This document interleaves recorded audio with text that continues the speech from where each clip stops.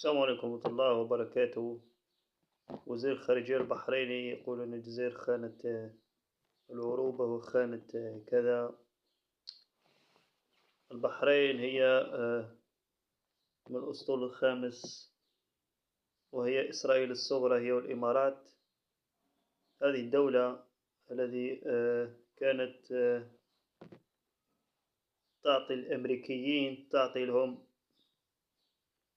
في المعلومات، وكانت من أراضيها تضرب إيران والأراضي الإيرانية من أرضها. وكانت هذه الدولة المطبعة أيضا، كانت أول دولة هي والإمارات يطبعوا مع إسرائيل، وهم الذي خانوا العرب مع الأوائل في هذه. السلام الله وبركاته.